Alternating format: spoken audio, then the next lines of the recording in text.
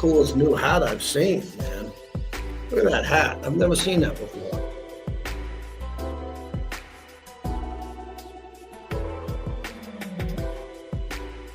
Cool hat, man.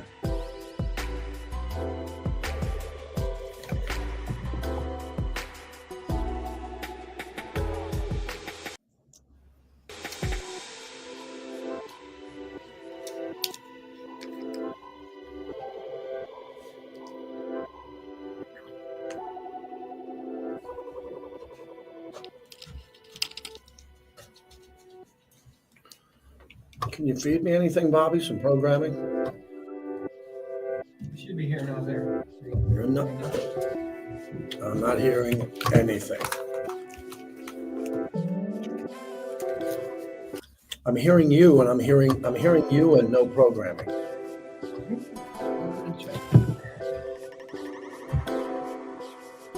She's on it. She's on it. So.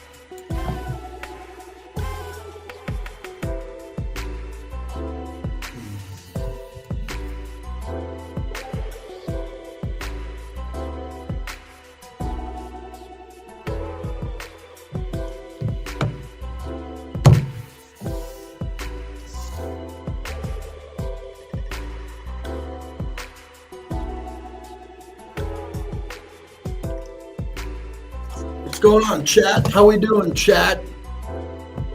Everybody can hear me good? Everybody got good audio? Are we good to go?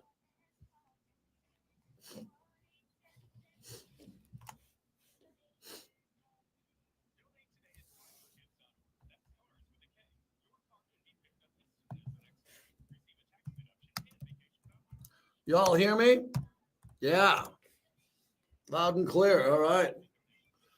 Yeah, my son set up this new format. It looks pretty good. Still trying to learn how to use it, but we're good.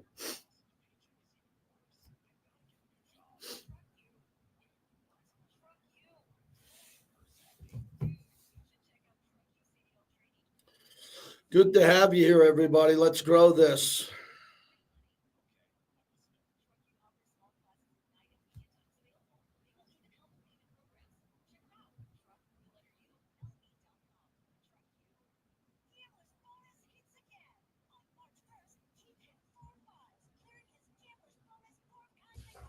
Bobby, I don't see anything from you. Did you send me a sound sheet?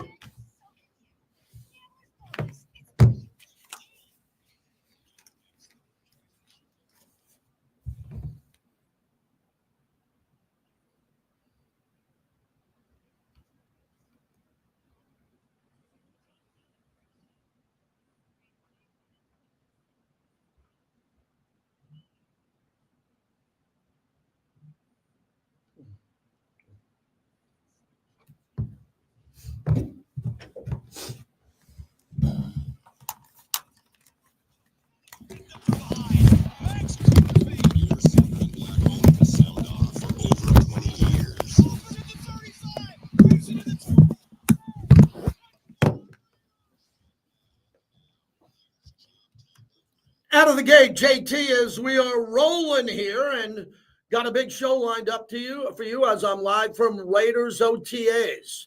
And we're excited, and we got a brand new YouTube format set up for you. Really cool. My son put it together, new graphics. We got a little B-roll going. We got a lot of things happening, graphics here. You can all check it out. Tell me what you think. JT the Brick YT is where you can find us. And this is kind of a maiden voyage today as we wanted to launch this from here. I should be getting a Raiders player a little bit later on. Vinnie Bonsenor will join us at the bottom of the hour. Levi Edwards scheduled to join us in studio today. So we got a lot going on. It's great to be out at practice today, OTAs. I was out there and it was good to see the energy. I posted some pictures on social media at my Instagram and especially on X at JT the Brick.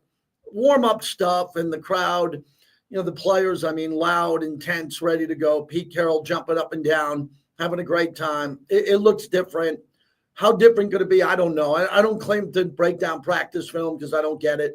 But everybody's really excited to be here, to have the veterans, to see Max Crosby and Ashton Genty, Colton Miller, and Jackson Powers-Johnson. To have all of them there doing their thing, it's great. So it's good to be here. Thanks to the Raiders for giving us this access as we're ready to go. And, people are asking me in the chat, is this year different, JT? How the hell would I know? I'm just hoping it's different because I think it is. With Pete Carroll. Pete Carroll don't mess around. Pete Carroll doesn't mess around. He didn't come here as part of his retirement plan from the NFL. Pete Carroll is here to win and win quickly, and so is John Spytek. John Spytek is an assistant GM for Tampa where they won a Super Bowl. This is his big shot. So they want everything to work, and they're going to work really hard to make it work quickly. You know about the schedule, what's going to happen here. I'm excited. It feels different. It's a different vibe, and hopefully it works out. That's all we can do. We're all hoping, man. Every team, 32 teams are hoping they win the Super Bowl, but we know that the Raiders are on a different track, and it seems to be a track that'll probably work better because they're tweaking it under Pete Carroll, Tom Brady, and they're bringing in successful people around here, especially the pro personnel department and all of that. So I'm hoping it all works out great. Don't pick games because of me. Don't gamble on sports because of what I think. My focus is the Knicks, actually. I'm wearing a Raiders shirt, but my focus is the Knicks tonight as the Knicks are playing game one of the Eastern Conference Finals at home. Oh, my God. I can't even imagine what I'm going to do tonight in Backyard Brick. I don't know what my wife is going to serve. I don't know what I'm going to have. It'll probably be Modelo's on ice. I'm going to sit. I don't have a night show tonight. I am going to sit outside like a little boy watching my Knicks outside with the sun-drenched skies tonight. So that's what I'm doing. And I hope you have a great night, too, as we're ready to roll. Thank God they didn't eliminate the Tush Push. Thank you, God, not the real God with the new Pope Leo, the sports God we sometimes pray to. Thank God they didn't get rid of the Tush Push. Jason Kelce came in to speak to the owners and swayed them. He swayed a couple of owners because this is what really is big on this topic today, everybody. Roger Goodell wants to ban the Tush Push. He wants to ban it. He wants violence out of football. We all knew that. And he has a lot of power. And his power got in front of the owners, and they tabled it again, and they were ready to vote it down. They were going to basically say no more Tush Push. From all reports that I saw today, Jason Kelce came in, the biggest expert on the Tush Push because he's a former center. He's a big-time podcaster. He's got a lot of power. And he convinced everybody on behalf of the Eagles, that they should not cancel the Tush Push, and it didn't. Wow, that's a pretty big deal. So the 10 teams to vote against the proposal, according to Adam Schefter, were the Eagles, the Ravens, the Browns, the Lions, the Jaguars, the Dolphins, the Patriots, the Saints, New York, and Tennessee. They voted against it. So it looks like Mark Davis voted to ban it, according to Adam Schefter and all the other owners that did it along the way. Interestingly, the Indianapolis Colts, Shane Steichen, and Arizona Cardinals, Jonathan Gannon, who are both coached by, they were both former Eagles coordinators, both voted in favor of the ban. So there's a lot of politics going on. If you want to look at politics and sports, this is politics and sports. A lot of power. I wouldn't be surprised if Jason Kelce was given a yacht by the ownership of Jeffrey Lurie. I'm not talking a boat. I'm talking a yacht, and said, thank you for saving that. You know why? The Eagles are favored to win the Super Bowl, and the Tush Push will win them the Super Bowl or playoff games because it's the best play they run. No one can stop it. So as I've talked about for years, not months, the only thing that I would ban is pushing a player. I don't think you should be able to push a player forward. We all understand on that. If there's a pile downfield and a couple of guys bump into each other and a player falls forward, okay. But I don't believe that there should be plays allowed where you can line up behind the ball and push a player. I think that's the only thing they should get rid of. Call it not the tush push. I mean, raise your hand if you're getting sick of hearing that term. The tush push. It's a quarterback sneak with assistance. A quarterback sneak with assistance. Well, just take the assistance away and run the quarterback sneak. Problem is Josh Allen and Justin Herbert, two of the top 5 quarterbacks in the league. Fact, not fiction. Justin Herbert and Josh Allen are not great at quarterback sneaks when everybody knows about it. Jalen Hurts is. He is. And how gutless are the Packers to propose this ban? The Packers, who couldn't stop the Eagles twice last year, they wanted it out. Like a little kid in the schoolyard afraid of the bully. They went there and they wanted to be anonymous initially, but then the spotlight shined on them, and they're looking like the team. The Eagles celebrated the results by putting out social media in an overlay of the image of their team saying, push on. I despise the Eagles and everything they're about. I root against the Eagles as much as any team in all of sports other than the Red Sox. And the Eagles are really good now. The Eagles remind me a lot of the Dodgers. Like when I look at the Eagles, I can see them winning, 2 out of the next 3 Super Bowls if we don't stop them. Same with the Dodgers. I'm a Yankee fan. If the Dodgers with Ohtani and Betts and all these guys, if they're allowed to spend and not have to pay their players, they defer everything. I could see the Dodgers winning like 4 out of the next 6 World Series.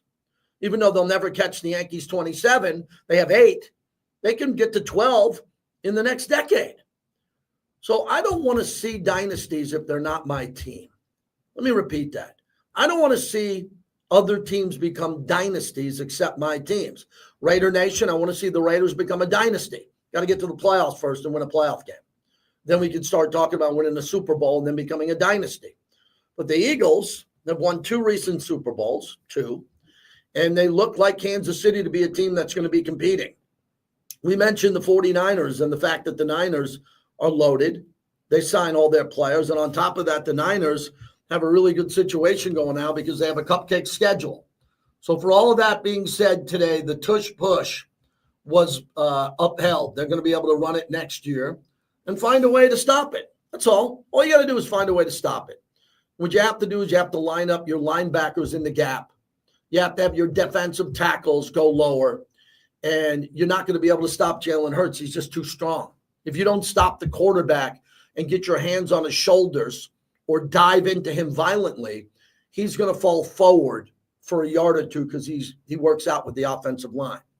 So the Eagles are going to continue to run this play. Why don't the Giants run it and the Cowboys are in the same division? You're telling me Dak Prescott isn't as strong as Jalen Hurts? Dak Prescott should be running the tush push every play. And we got a guy named Geno Smith who I saw warm up outside. God, Geno looks good. Hey, everybody, breaking news from Raiders OTAs. The ball comes out beautifully for Geno Smith. So for those who are saying, is there an upgrade at quarterback? Oh, there's an upgrade at quarterback. There is an upgrade at quarterback with Geno Smith. Aiden looked pretty good out there. The other quarterbacks that they're trying to break in and get some reps. It was good to see Greg Olsen. He's great with offensive coordinator quarterbacks. I saw him at the Raiders Gala. He's really excited to be back. So if you're on our YouTube page, you can get right into our chat at JT the Brick YT. You can get in that chat and come on in and tell me what you think about all this. And we'll get rolling. I'm excited to be on the radio today because I'm here at an NFL team headquarters and I'm inside the building. That is really cool. There's 32 other teams in the league. I can promise you no more than 2 or 3 are doing what I'm doing today, which means a flagship station, having a radio host in, talking about the team. So when you call in, you're in the building. They don't pipe it through the system, but I know they're all cheating and watching me. I walked by their desk. I got the JT show on YouTube. So you can be a part of it there too. Give us a call at 702-365-9200 if you want to get into the show. And we'll discuss what you want to discuss. There's not much to discuss. Vinnie Bonsenor is going to join us at the bottom of the hour. We're going to talk about Christian Wilkins, who I didn't see out there today. We'll see what's going on with him. Vinny's at the owners' meetings, and Vinny will give us an idea of what's happening. Also, Pete Carroll is speaking right now, and we're going to have that sound coming up momentarily. I wanted to get out a monologue here, and I wanted to get rolling on this, and I want to jump in with you on what you're most optimistic about. That isn't low-hanging fruit. That's what every team does every year. Today is the first day of OTAs, the veterans and the rookies and everybody. What are you most optimistic about what can turn the season around? They're 0-0. They haven't played yet. There's got to be one thing. I'll go first. For me, it's Ashton Genty. I nailed the pick. I had it months before he was selected. It was a guess. I didn't know if he'd be available or not. But I've been telling you that I wanted Ashton Genty possibly in here to run the ball. Okay? Raheem Mostert's going to run the ball. All I care about is a running game, an efficient running game that is nastier with an offensive line that is nastier. I'm not talking about Upshaw and Shell and Otto. Those were the legends of this organization. But we got to find a new regime of offensive linemen who become bigger, stronger, nastier, and can move the pile. This team has not been able to move the pile in years. I repeat, not since Josh Jacobs had a great year here. This organization has not been able to move the pile. Forget about a tush push. Forget about that. We haven't been able to be aggressive at the point of attack. That has changed today. I went down there and I looked at the offensive line. I took some video of it. Obviously, they're just warming up and going through padded drills. The offensive line is going to be different under Pete Carroll's son. I don't know what scheme they're going to run. I have no idea. But I believe that this will be a better scheme. It'll be more ferocious. It'll be more violent. And as Lincoln Kennedy would like to see it, hey, you know we're going to run the ball. We're going to run it right at you. You're not going to be able to stop us.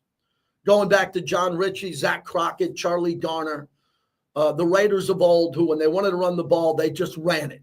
They ran it when they had to. The Stabler years was unbelievable when they wanted to run the football. That's what I think is going to change coming up here.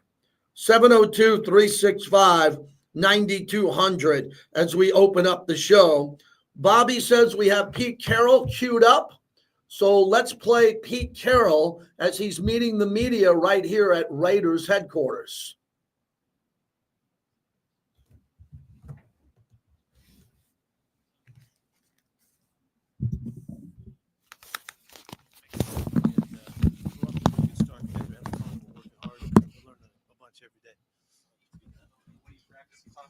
Your year off, how much football you took in and took in new ideas. Does that kind of reflect? Are you doing anything different philosophically, practice-wise, or is this picking up where you left off? There are subtle things that we're doing that, we're changing some of the formats and how we break down the periods and the breaks that we're taking and some of those things. It's way more subtle than obvious to you. But, there's a lot of things, and it has to do with how we're organized practice to a certain degree. Where's Christian Wilkins in his recovery process? Yeah, this has been a difficult recovery, and he's done everything he needs to do. He's been here every day. He's here early, working hard, but we're still working it, and he's not ready to get back out. And we're in the midst of a long, challenging process here. So, fortunately, there's a lot of time, and we're going to take every bit of it. We've really tried to be really diligent about the way we've worked it and the way we've monitored it and all of that. And he's been on board the whole time. So, but it has been challenging. You enjoying the AC? What do you think?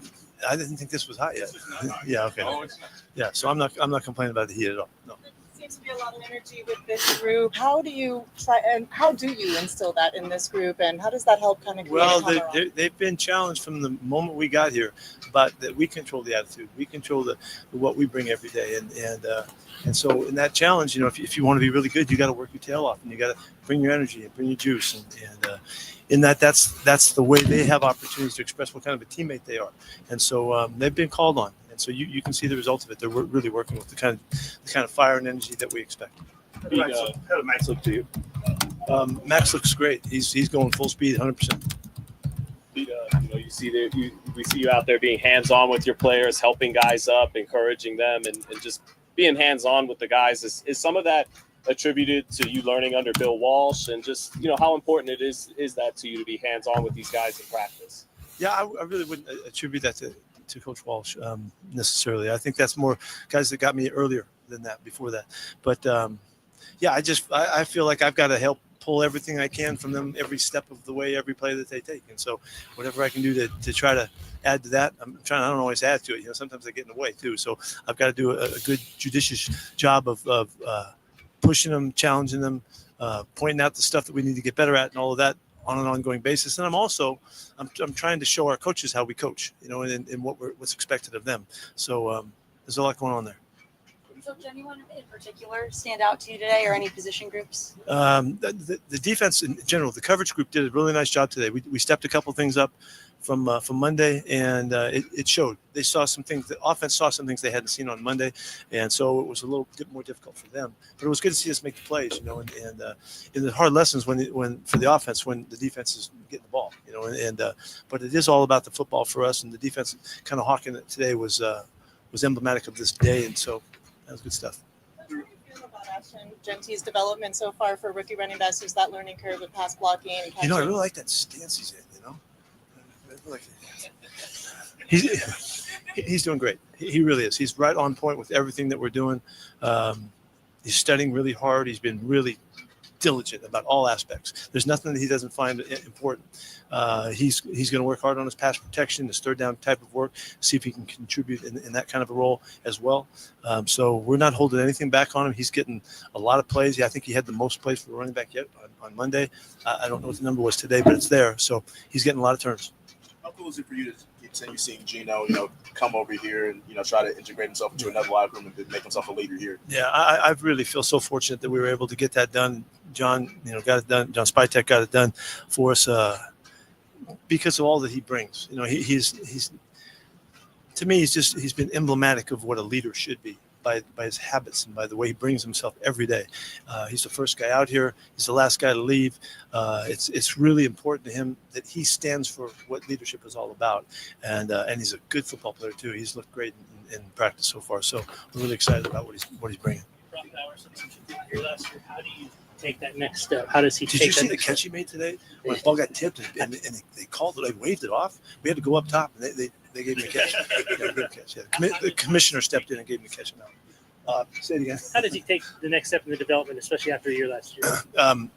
He has shown already. He's only been here 2 weeks because he was graduating, finished his coursework. Hats off to him for getting that done.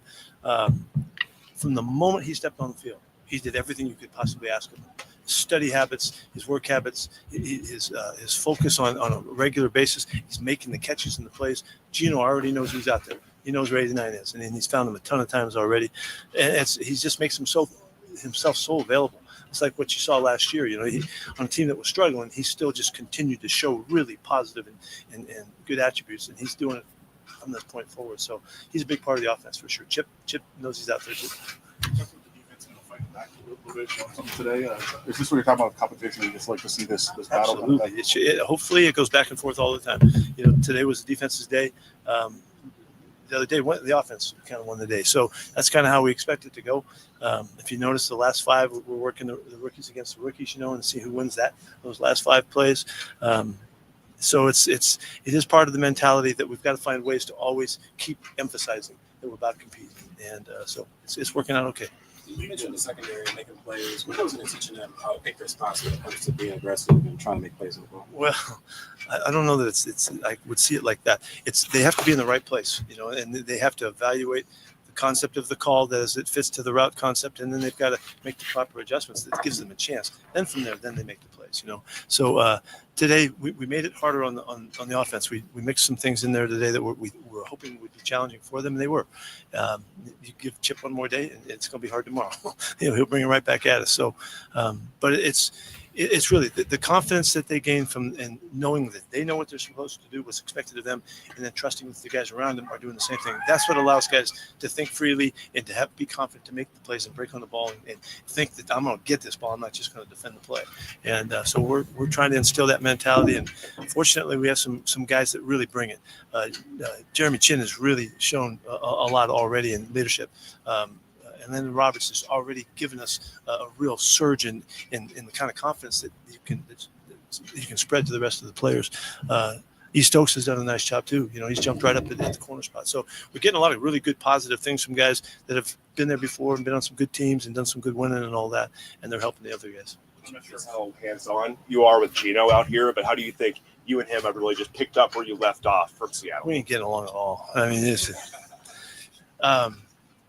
It's been a natural transition from the time we first contacted him and let him know that we were in on this deal and we were trying to see if we could make some sense of it. We were both excited about it, and so I feel really like we're connected at the hip, you know, and we have so much background. I mean, it's not just the couple seasons that he played, it's all of the years that he was there. Because to me, coaching the next quarterback up is really, really crucial. And so we spent a lot of time, you know, in communicating and setting our priorities straight, staying on course. And he's just been a champion at that. And now he comes out the other end of that time frame, and he's an elite quarterback in the league. And so what he brings to us is great confidence. He brings to me, I know that we're going to get great play out of his spot. So it's really easy to work that out. Time for two more. Coach, the league decided to keep the Tush Push in today. You guys do have the Eagles on the schedule. I guess your thoughts on the rule in general and playing them this year. Yeah, good choice. It's a good choice. Good choice to do that. Thank you. Coach, how much of this process right now is about creating good habits for the players while they're out here? That's everything. No, that's what this game is about.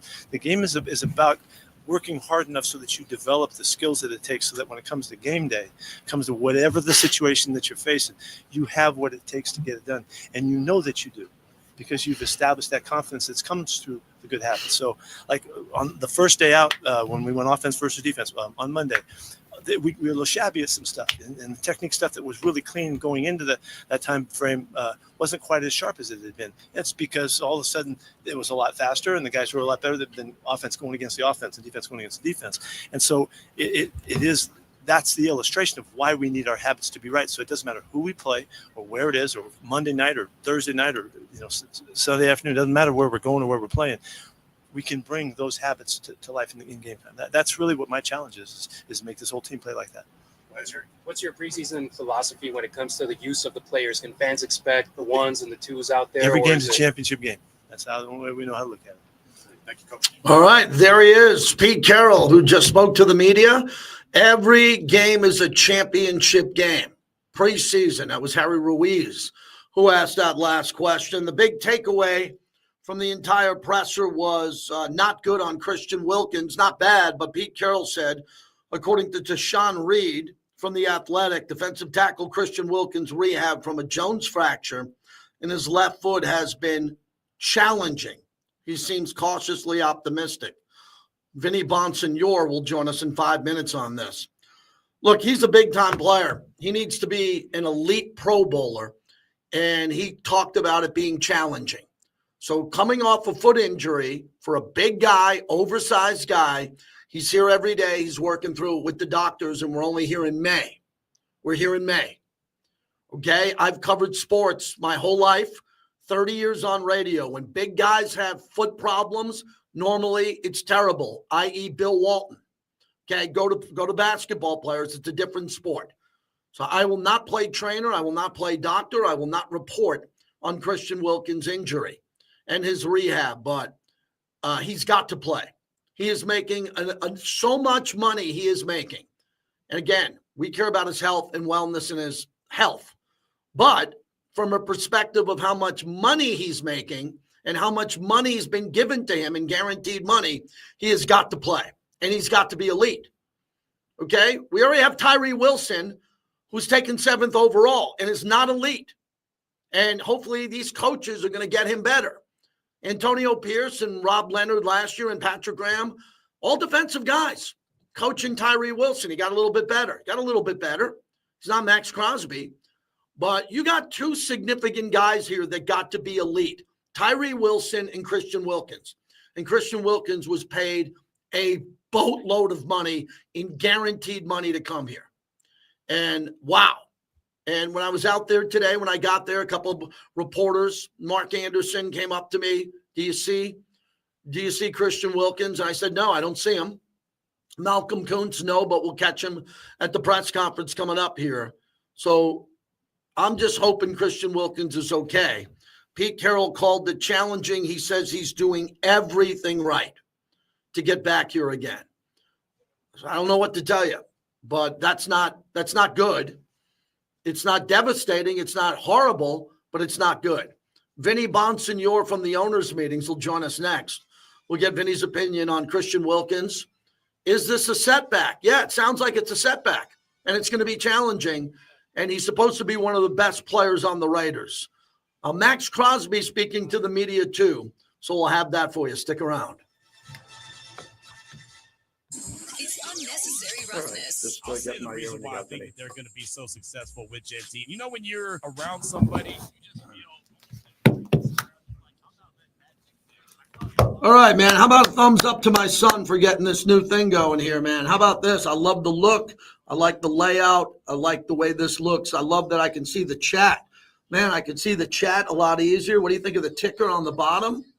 Man, this looks good. Even the original Surfer Bob might like that.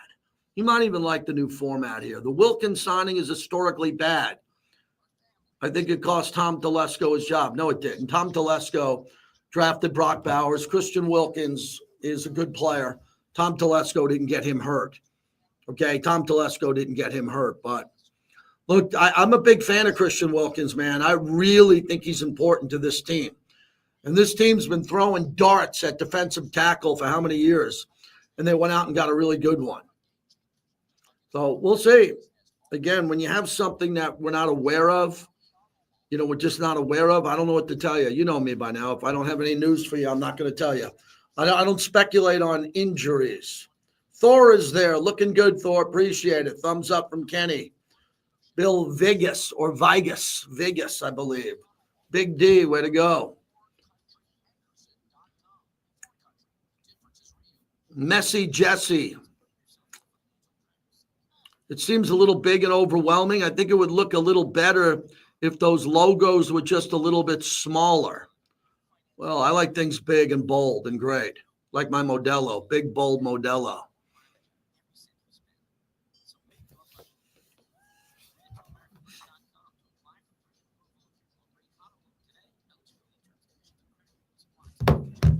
Even the great Sam Batesh is watching. And Sam doesn't realize that the bricklayers, the people in the chat, don't call. You see, we're going through a bad time in sports radio now where people don't call anymore because too many people wear costumes and put ketchup on their head and act like idiots. We love the callers, man. We love the callers who call in. And you can call in from the chat, too, if you'd like.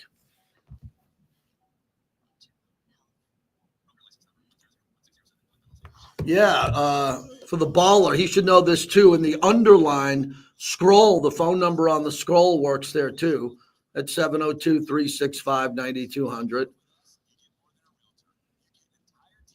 But Sam, if you were a program director, you'd say, we don't want the calls. We want more JT. We want to hear what JT has to say. Like people don't hear enough about what I want to say. Got my Knicks in 6, baby. My Knicks in 6. Go New York. Go New York. Go. Go New York. Go New York. Go.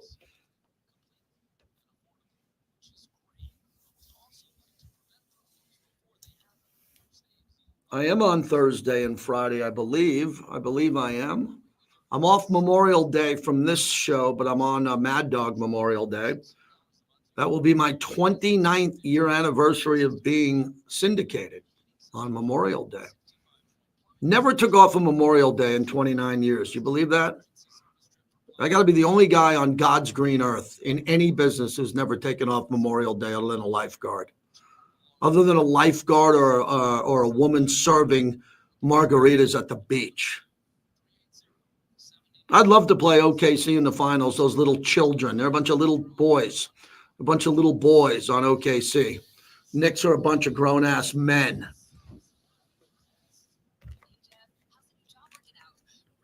Put in the chat what you want me to ask Vinnie Bonsenor from the owners' meetings.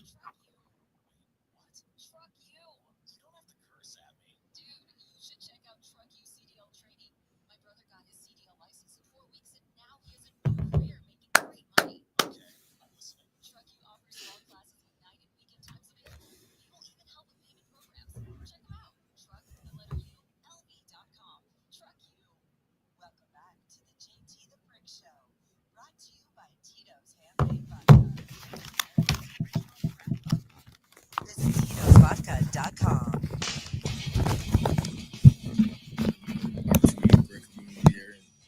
Great fan base, and so I'm expecting a lot of fun, a lot of energy, a lot of great times. Ashton Genty. Who's that, Bobby? Ashton Genty. Ashton Genty. Yes, as we're live from Raiders headquarters. JT with you. Got a lot of NBA to get to. Got a lot of NBA. Knicks are playing the Pacers tonight. What a rivalry for two teams that haven't won forever. You know, I just love that crap when they say, well, this rivalry goes back to what? Rick Schmitz and Reggie Miller and Larry Johnson and John Starks. They didn't win anything. I'm a Knicks fan. They didn't win anything. The Lakers and the Celtics are a rivalry. The Kobe years and Shaq, Vinnie Bonsenor covered it. I'll get to that in a moment. Vinnie joins us from the owners' meeting. In all your years of going to the owners' meetings, how big was this Tush Push vote? And then, hey, we're going to have an extra meeting and Kelsey is going to change the room. Take us behind the scenes, Vinnie. Yeah, it felt like I don't know if you remember the scene in The Godfather where Frankie Five Angels was getting ready to testify against the Corleone family, and Michael and Tom Hagen flew in Frankie's brother from Sicily to sit there and make sure that his brother knew that you don't spill the beans right here, and he forgot everything that he had told. It felt like that. It felt like bringing in Jason Kelsey was a reminder to NFL owners and Stop the music. anyone that or to try to get enough support for not banning it. And that's kind of how it played out today. And to put it in perspective, the NFL overwhelmingly wanted to ban the Tush Push today. Two huge committees, including the Health and Safety Committee, supported banning this play. But in the NFL, it's not a majority rule. You need 24 votes, and they only got 22 to ban it today. And one of those votes was Mark Davis and the Raiders. But that's not enough. 10 owners said no, we're okay with that play, and because it didn't reach 24, it fell short of approval. But that puts it in perspective how this thing works. That 22 owners, the vast majority of the league, wanted this thing banned, and they didn't get enough support today to make that happen. Yeah, I'm fascinated when the owners, and especially the commissioners behind it, because he represents the owners and he wants to ban it. And the commissioner, it's like politics. You don't want to go up to Capitol Hill. You don't want to sit down with congressmen and senators to get a bill passed if it's going to fail, because it's egg on your face. So how do you think the commissioner handles this, where everybody in the room knows that he wanted to ban it and it didn't work out? How did he handle it in his comments afterwards? Yeah, I mean, he said, look, I try to remain neutral, on all of these things, and let the process, be the process, and accept whatever the outcome is. I'm sure, underneath, he's probably not happy with how the vote went. But, I talked to some owners today. Talked to Stephen Jones from the Dallas Cowboys, the co-owner of the Dallas Cowboys. And he said, look, we have governance for a reason in this league. It isn't the majority rules. You have to, we set a bar in this league, and it's a high bar, and you need 24 votes or 3/4 of the owners to agree on something or to vote yes on something to elicit change. So you can't have those rules and then not respect what the outcome is. And 10 voters, again, said no, let's keep the play. And as Steven said today, and as Roger echoed, you just have to respect that those are the rules, and you have to play by them. Vinnie Bonsenor joins us from the owners' meetings in Minneapolis. Where did you stand on the seating and the discussion on reseeding the postseason when it comes to travel, fans, all of this, especially when many teams don't play a similar schedule and they make it to the playoffs? Where do we stand on that? Yeah, it's funny because going into yesterday, I was moving toward, let's reseed it and reseed it strictly by record, rather than giving preferential treatment to division winners, regardless of whether they have one of the top four records in their conference. But then I had lunch with Mark Davis, the Raiders owner, yesterday. And he was dead set against it. And I have to say that Mark made a really compelling argument, to me anyway, on why he didn't like it. And really what ultimately swayed me to not support the reseeding by the Detroit Lions was the fact that this is a league, the NFL, that has always lived with divisions. And there was something to be said about winning your division. And one of Mark's primary arguments was, If you're playing in the tougher division, like let's face it, the AFC West is now a very tough, maybe the toughest division in the NFL, especially if the Raiders are improved as we think that they are, and it's going to be a gauntlet in the AFC West. So why should an AFC West division champion be penalized potentially for going through the juggernaut and the gauntlet that the AFC West is, and maybe showing a little bit of bruises in terms of the overall record, and being the champion of that division, but maybe their record is 10-6. Maybe that's not one of the top 4 records in the AFC. Why should they be penalized for playing in a more difficult division compared to somebody that might finish second place, and let's just say the AFC South, but because their division, and not pointing out the AFC South, I'm just using that as an example. If that's not as good a division, and they don't play 6 games against, or however many games, 2 games a year against weaker competition than the AFC West, why should that team, have a preferential treatment over somebody that won a more difficult division? So in that argument, I actually agreed with it. So I'm cool with them not, passing that, but I do think that they're going to revisit it. The commissioner said that somewhere down the line, they may look at different ways to reseed it, and maybe look at ways to improve how they do it. I don't see how they can without getting away from what has historically been a division champion driven league, but we'll see down the road. But for now, it's going to stay as is. Vinnie Bonsenor, he'd be here at the Raiders OTAs today, but he's covering the biggest stories at the NFL owners meeting. So Pete Carroll talked about Christian Wilkins. What's your reporting on this matter? It looks like a potential setback for a player who's got a lot of guaranteed money coming his way. It should be a perennial Pro Bowler if healthy, and a big part of the scheme of the Raiders defense at the point of attack going forward. Yeah, and I talked to somebody last night about this.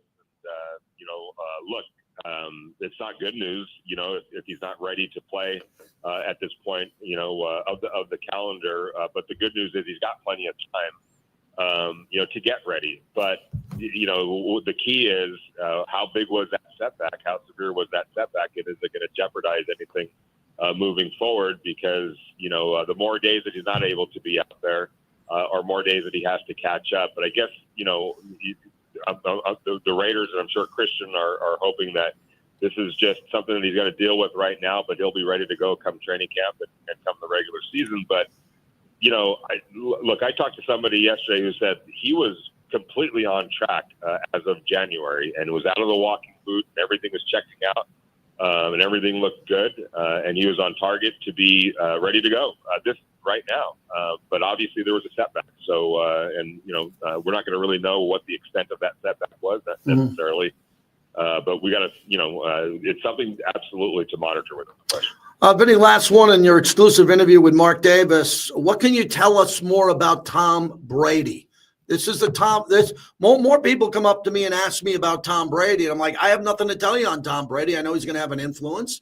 I've talked to Mark about it too. But for you, in this recent conversation, what can we all learn about Mark Davis, John Spytek, and especially Tom Brady? Yeah,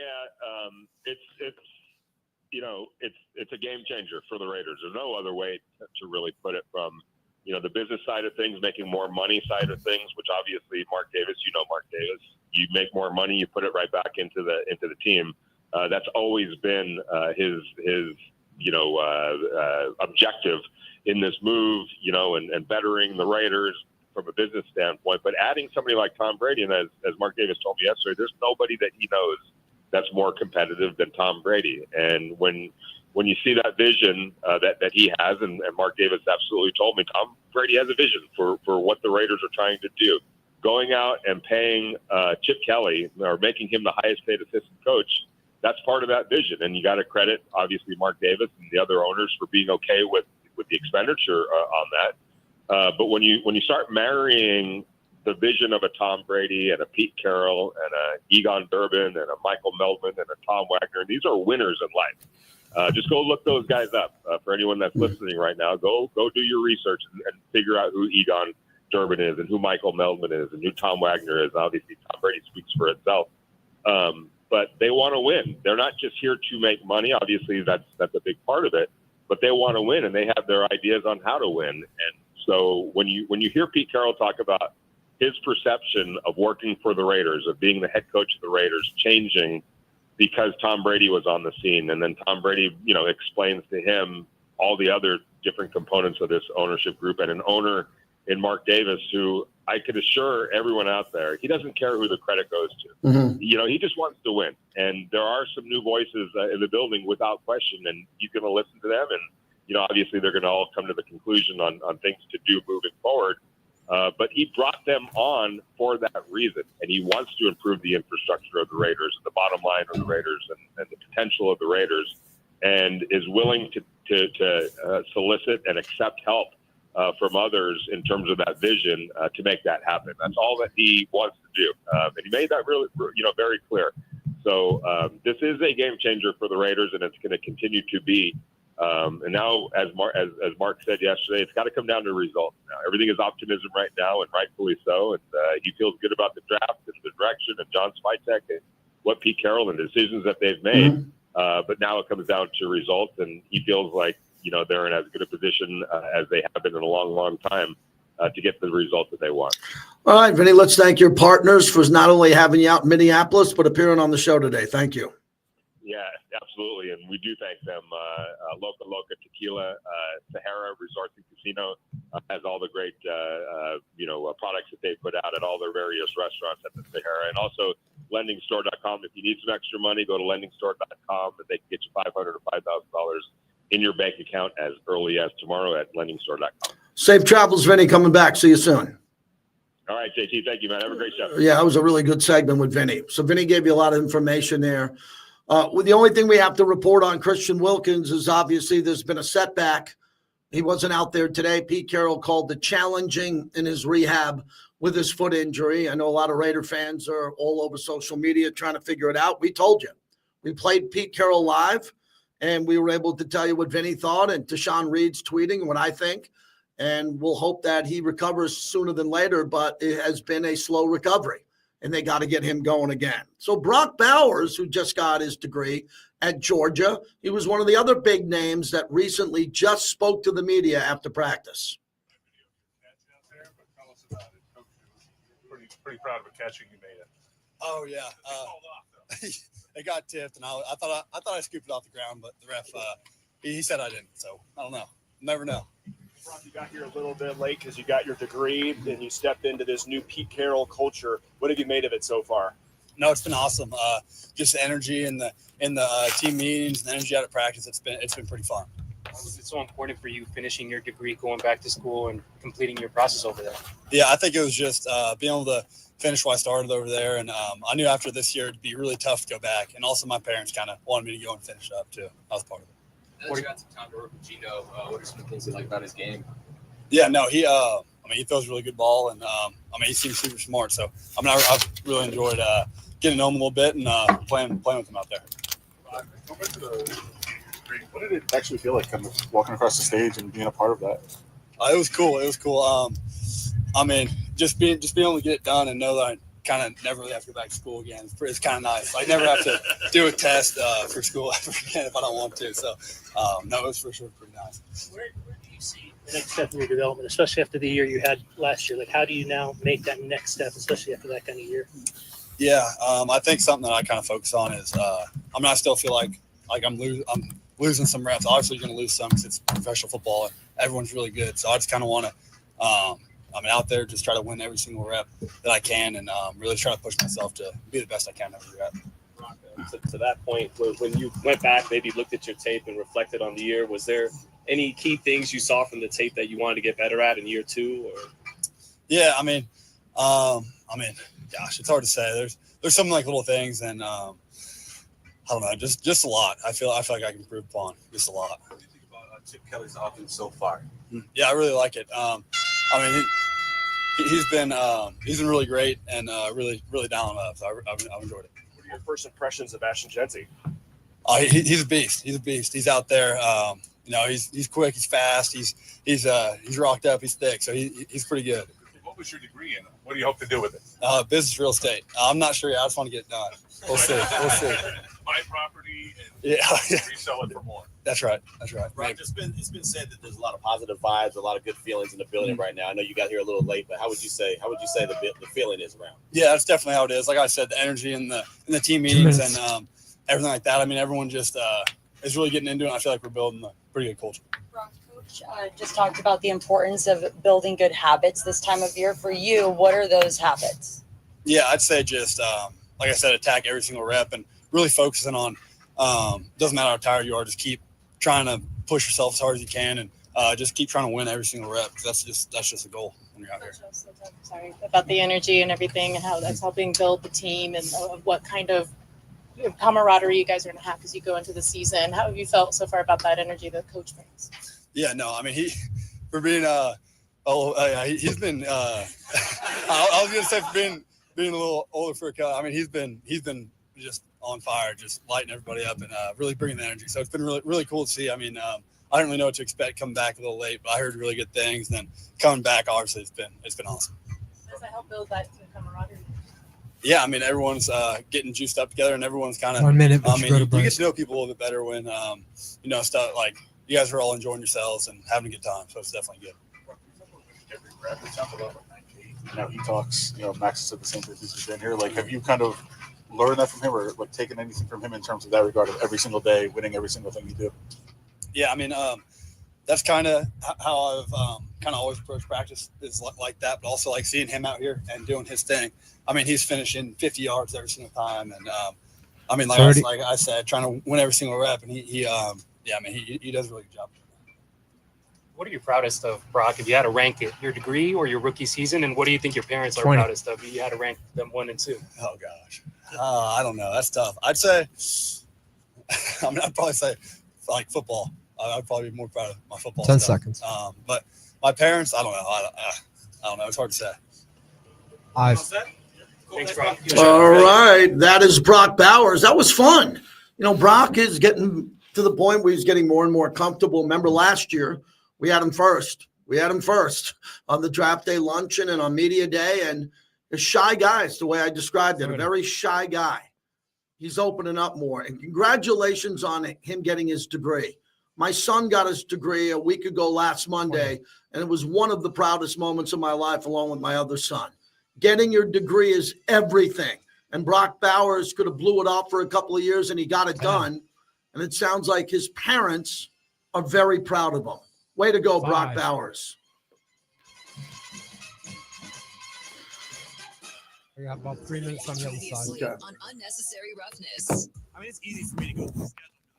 All right, I'm waiting to see if they're going to get me a player. They're supposed to get a player in studio here. That'll be cool. And we got Levi Edwards. So we got Max Crosby. He spoke today. So we got a lot of stuff we got to get done here. I'm going to keep the stream going for a while, man. I like the way this thing looks. I can see the chat.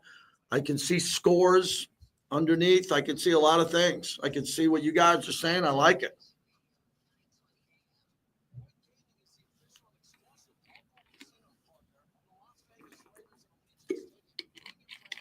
We are live on YouTube. I'll be right back.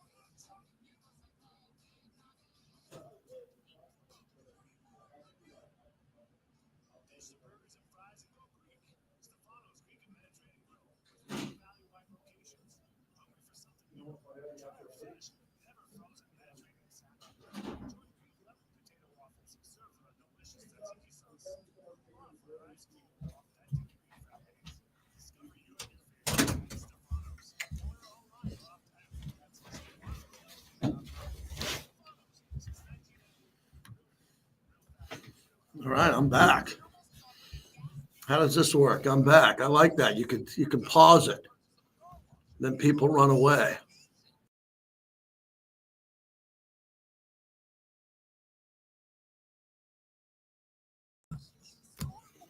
I pressed the button. It worked. I'm getting good at this, huh? Pressing buttons.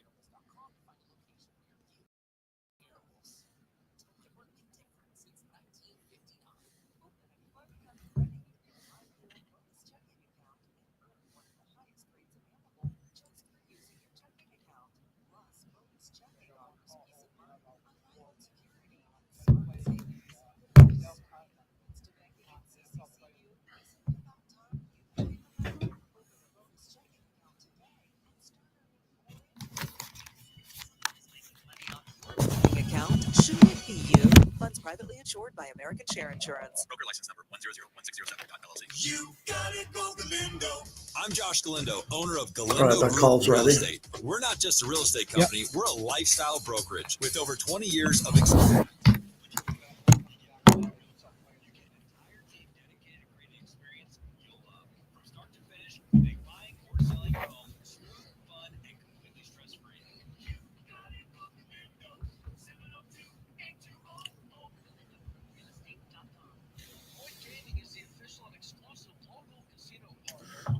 Everybody on the chat's been great today. Appreciate everybody on that. With the chat. Nice job, everyone. You by the Decasta Verde Law Group. If you get injured in an accident, call 702-222-9999. I think this news represents a great opportunity for the sport, for the NFL. It's truly the next step in making NFL football and football a global sport for men and women of all ages and all opportunities across the globe. We think that's the right thing to do, and this is a big step in accomplishing that. For our players, we think it's a tremendous opportunity for them to represent their country, to compete for a gold medal, which is the pinnacle of global sports. It's something that I think all professional athletes, and we have two here today that will speak to this, that across many different sports, the opportunity to play for your country and to win a gold medal or any medal is a wonderful and an honor to be able to do. That's Roger Goodell. Welcome back. We're brought to you by the Decasta Verde Law Group. If you get into an accident and get injured, 702-222-9999. The brothers win. The brothers have your back. brotherswin.com. So Roger Goodell got flag football as a big topic, but he lost to Tush Push. Sam in LA, an Eagles fan, on the fact that the Tush Push lives on. Go ahead, Sam. Oh, wow, JT. First of all, let me say the show looks great on YouTube as well. I love the synergy here between what's going on at the radio station and also on YouTube, and it's a great setup, and congrats to you for pulling it off. But tremendous to watch and to listen, of course. But I got to say, okay, the irony here that we've got a vote on flag football and a vote on the Tush Push, right? I mean, it's just the most hilarious thing of all time. I mean, is it really so difficult to understand that this play is not hurting anybody? And I get that the competition committee wants to say that eventually it could, but can we deal with the real statistics that are in front of us right now? This play is not hurting anybody at the moment. I love the Jeff Lurie, and thanks to Vinnie for bringing the story to us. But the fact that Jeff Lurie gets up in front of everybody, brings Jason Kelsey Wilkins, they show video to the entire committee, to all the other owners, to say, look, here's how we run the play. Here's how we do it. It's safe on our end. It hasn't injured anybody to this point. What are you really talking about? And I want to know this much. D'Amico Ryans has said, and obviously he's got nothing to lose by the play going away. It's just a play that eventually he will have to stop. And he says, you know what? It just feels unfair that we're essentially saying we can't stop this play. You do it better, and so we're going to take it out. And that hits it on the head. Mhm. And as an unbiased participant here with a great opinion on this, we're just going to take it away because one team does it better than everyone else. Is that what this really comes down to? And it was only 2 votes away.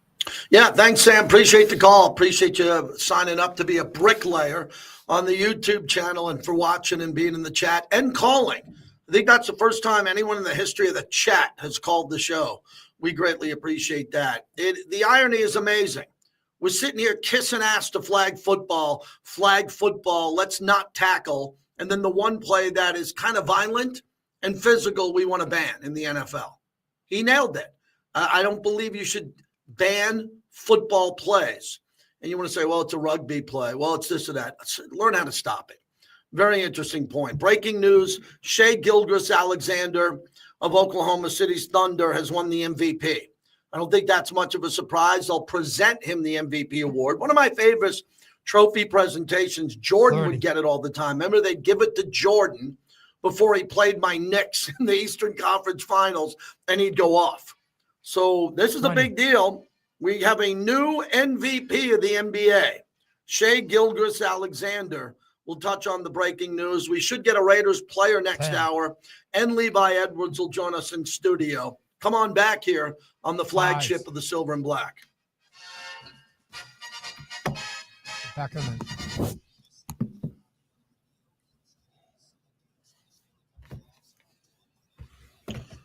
All right, we got a top of the hour. This is where Bobby goes and gets his cigarette break. He gets his dart, and we get to talk and chat it up.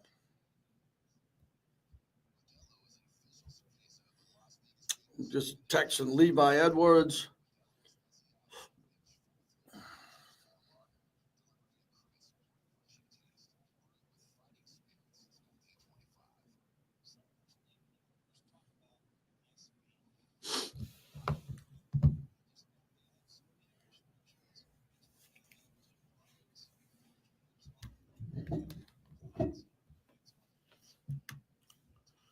What's going on, Willie? Hunter says, any concerns on Christian Wilkins' foot? Yeah, obviously concerns. It's an injury. It's a rehab. It's a concern. I'm surprised he's not back by now. He probably had a setback. And if you're a little bit banged up, you don't play this time of year. You completely wait to play. You do not play.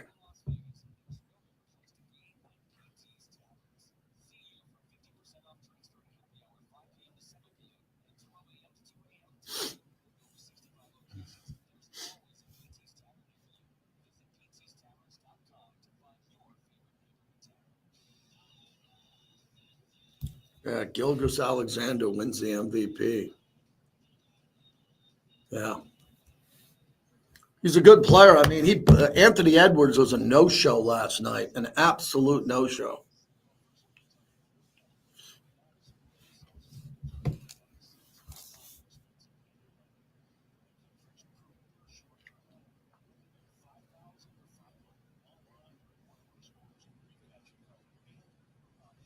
Send these people another buying house. You want to send them something? You want to help? Send them U-Hauls. Send them U-Hauls, some luggage. Send them a guy out there that goes, hey, we've been driving out here every day with your food like the last 34 years. Man, we were driving out here a day across the desert, and it occurred to us that we weren't hungry if you people would live where the food is. Understand that you live in a fucking desert. Nothing grows out here. Nothing's gonna grow out here. Oh, nice group in the chat. Hour number 2 coming up here. We'll hear from Max Crosby, and I think Malcolm Koonce spoke today. Tonka is a big defensive tackle. Yes, Tonka is. Messy Jesse. The problem is Tonka isn't Christian Wilkins. Christian Wilkins is unbelievable. Tonka has never played a game.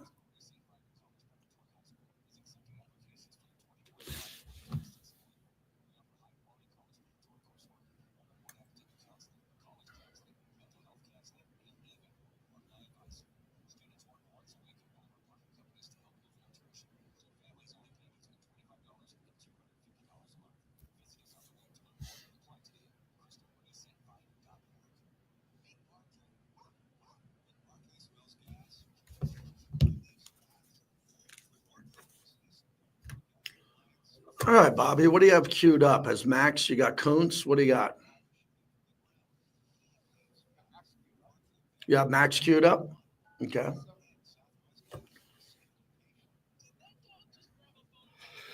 Oh.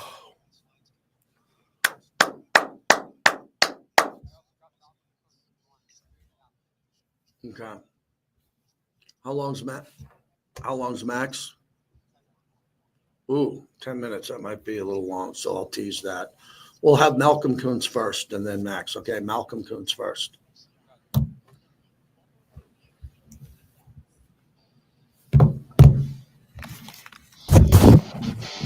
It's the JT the Brick Show, broadcasting live from the Finley Cadillac Performance Studio. Raiders bring a blitz. He takes it off the middle, and he's wrapped up from behind. Max Crosby. Your silver and black home to sound off for over 25 years. Open at the 35, racing to the 20, 10, touchdown Raiders. And now, here's JT the Brick. Welcome back. Hour number 2, JT live from Raiders headquarters in deep Henderson. Hope everybody's having a great day today. It was fun to be out at OTAs, watch Pete Carroll run around. The offensive line, Gino throwing that great tight ball. I didn't see the great catch by Brock Bowers. I was up here doing radio. But we have a press conference sound available coming up from Malcolm Koonce and Max Crosby. Also, Levi Edwards will join us live in studio, and I know they're working on a guest for me at some point in this hour as we continue on. The breaking news in the NBA is Shai Gilgeous-Alexander just won the MVP award. He beats out Nikola Jokic. No surprise there, but man, when Jokic doesn't win the MVP, it's hard to say he shouldn't be the MVP. He's unbelievable. We have a lot of other news on what's happening here. The big news today I'm excited about is the Tush Push lives on. I didn't want to see them ban that. I don't think it's cool to ban it. And as we had a caller last hour that said about the irony of this whole thing, we're taking the violence out of football. And for me to say that as I'm sitting in headquarters of an NFL team, I'm very guarded by what I say. Okay, nothing against the podcasters out there and other people, all important, as important as I am. But I make my living in football, a big chunk of it. I don't like the changing of the rules every year. I know you don't either. I need you to react to what I say. Agree, disagree. And that's what I try to do for a living. So you know they've changed this sport so drastically, and you continue to buy tickets, continue to buy the streaming, you continue to do everything. And I think eventually this is going to be a crazy part of this storyline. Derek England is kind enough to join us. He's getting inducted into the Southern Nevada Sports Hall of Fame, the former captain of our Vegas Golden Knights. And Derek, thanks for joining us. What a high honor for you. How excited are you and your family for the upcoming gala? Yeah, thanks for having me. Super excited. If you went before they asked me to be inducted, I probably would have never imagined in any part of my life that I'd be going into a Hall of Fame. It's a huge honor to be selected in this year's class for the Southern Nevada Sports Hall of Fame. Like I said, never in a million years would I have thought I'd be in any sort of Hall of Fame. So it's a special moment for me and my family. It is a really big deal, and I get a chance to co-MC it, and I've been at this for many, many years, even before you came to Vegas, and watched this Hall of Fame, which is absolutely legendary. And you being a part of this class is very important because this whole city was tied together from the unfortunate events of 1 October. And then as you took the lead with the microphone, trying to bring this city together. Derek, how many people continue to stop you on a daily and weekly basis to talk about the influence you had on them over those events? Yeah, for how unfortunate it was. And I was extremely honored that they asked me to speak at that first game. Not something I like to do is speak in front of people. I can do Q&As all day long, but that was a whole new thing. But no, like you said, I still have people weekly, definitely, if not more, stopping me and just telling me what the team did for them and that speech did for them to help that process. And for as tragic it was. I think it was almost a perfect storm with the team coming in that year to help grow the community and give them something to let go of for a few hours and not think about what just happened. And obviously no one in a million years would have thought the Knights the first year would have went to the Stanley Cup Finals, but that definitely helps get people on board and gave them something to rally around. Derek England is our guest, newest member of the Southern Nevada Sports Hall of Fame. So, Derek, I wanted to start with you as a young boy. And when you first picked up a hockey stick, who are the big influences in your life, from your family, your parents, to the people around you, that encouraged you because you grew into a really strong athlete, a big, strong defenseman there? But when did you know at an early age that you had a passion for the sport and an opportunity to play at the next level? I know junior hockey in the Western Hockey League for Moose Jaw Warriors. Is that when it all came together for you, or was it earlier than that? Well, I think when you're a young, if I ask my parents, they're obviously huge inspirations and helped me get to where I'm at. But they said I'd sit and watch, we grew up in the Edmonton area, so the Gretzky glory days back then, we were diehard Oilers fans. My mom still is to this day. My mom said as young as I could, I'd turn the TV on and just sit there and watch hockey all the time. And, it was a love of mine from day one. And, as a young kid, you dream of playing in the NHL. You don't know how hard it is to get there. And it took me a long time, not only to get my skill set to that level, but even just your off-ice stuff, your training, your eating, everything, I had to really tweak all that. And, I've said it many times, my wife was a huge part of that, getting me going in the right direction, working extra so I could just train. So you definitely need a good support staff from when you're, 2 years old, skating in the backyard on the rink, what my dad made, right to the last day that I retired. It's a huge bonus having that support system in, and then the hard work. It never ends until you're done. Yeah, Derek England's our guest, as we're thrilled to talk to him, the newest member of the Southern Nevada Sports Hall of Fame. How much did you gravitate to the physicality of hockey and the checking and the pushing? And there was a lot of fighting throughout the early years of hockey before your era, and it's still involved. And I'm sure you got into a couple of good ones over your career here. But when you got bigger and stronger and people wanted you to, I wouldn't say so much be an enforcer, but you had to protect some of the smaller players and do that throughout your entire hockey life. How much did you embrace that along the way, along with your skill set? Yeah, at a young age, I was actually more offensive, much more offensive. And then as you age and everyone catches up, when I was 16 playing junior B hockey in Sycamoose, my defensive coach came up to me. He's like, "You should try fighting." And I never fought on the ice ever, just kind of played the game. And so I went and looked for a fight and did really well, surprised myself, surprised a lot of people. And then fought a few more times that year and got into Moose Jaw, and then didn't fight a lot, a couple times in the first 60 games, and then I ended up fighting like 11 times in the last 15 games and getting drafted. So I think that's kind of when I figured out that fighting was a big part of my game. And I always liked the physicality, the hitting, taking care of the guys, that stuff. But once I figured out what fighting did for my game and the time it gave me with the puck, you got to embrace that.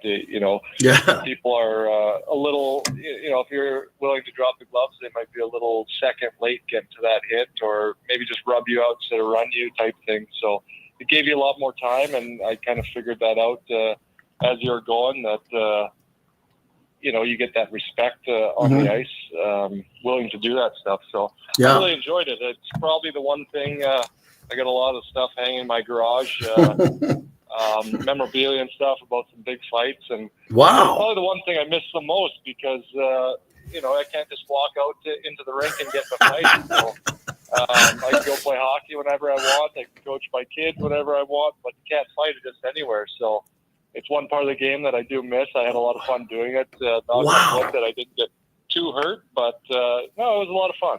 I love that you're embracing this side of your career and talking about it with us. Derek England, as we're wrapping it up. So, Derek, as you're drafted and you come into the sport, 194th overall with the Devils in 2000, and then I look with the Penguins, the Flames, you end up in Vegas with the Golden Knights. I'm a big believer in fate in my life. The greatest things that have happened in my life happened because of fate. And I think it was fate that brought you to Mr. Foley in Vegas and this inaugural expansion team and being here. When you look back on your life, how important is this Vegas chapter with Mr. Foley, this organization, and what it currently did for you, in the past, but what it could do for you in the future as people still recognize you as one of the most famous Golden Knights to ever wear the sweater? Yeah, it's definitely fate. My whole career started here in Vegas with the Wranglers back in 2003. And, when they announced the team was coming here, me and my wife, big believers, you put it out there and good things happen. So my wife we just built a house here in 2016. So the house was covered in, putting the vibes out there that I was going to be taking in the expansion draft, which I thought was a far reach, being that I was a free agent that year after that. But when they called, I couldn't have been more happy to come here. And, at the time I thought maybe 1 year, maybe squeeze out 2, and I ended up getting 3. And just seeing, and then obviously having a job right when I retired was a huge bonus. I love what the Knights have done. I love seeing the business side. There's a lot more that goes on behind the scenes that any player, I think, realizes. And it's fun learning that and being on the other side and still being able to be part of the team and the community. And then, what Bill has done with, you see whatever he does, he goes all in for, and he's grown this into one of the hockey meccas in the league. Guys want to come and play here because how the players are treated and how the fans treat them, how the rink, the atmosphere, everything. So they've built it in 8 short years, a destination place that guys want to come here and play and be a part of the Knights organization. Well, this is great. I'll see you on induction night. I know your family will be there. And just take it from me as a guy who used to sit in the crowd and now I'm on the stage with you.